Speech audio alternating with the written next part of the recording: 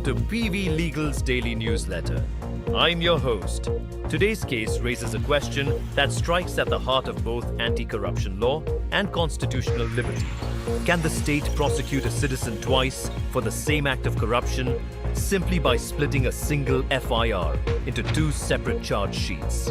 The Supreme Court of India, in a landmark order dated April 13th, addressed precisely this question in the case of Ekka versus State through the Central Bureau of Investigation.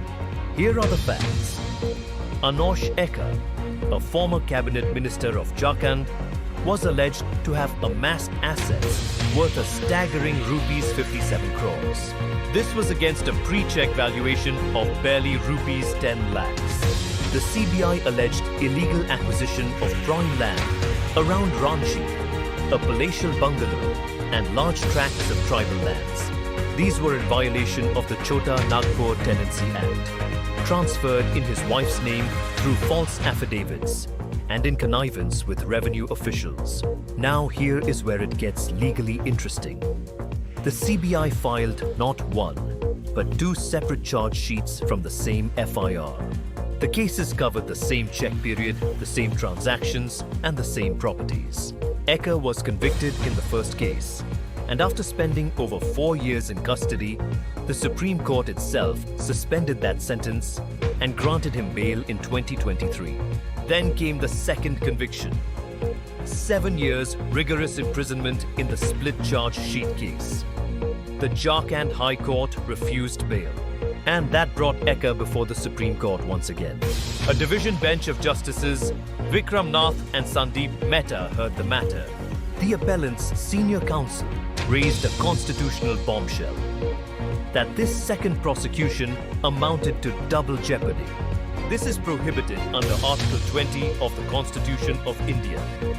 The same assets, the same period, the same criminal misconduct, prosecuted twice. The Supreme Court did not decide the double jeopardy question on merits. It expressly left that to the High Court. But in granting bail, it acknowledged that the allegations were overlapping and applied the parity principle.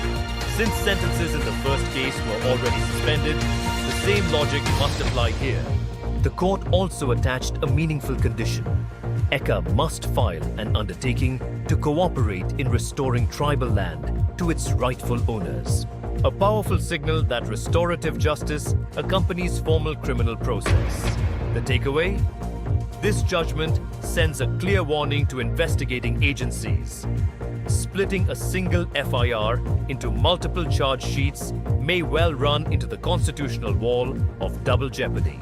The High Court of Jharkhand will now have to answer that question. And the answer could reshape corruption prosecution strategy across India. This is your host signing off for PV Legal's daily newsletter. Stay informed, stay vigilant.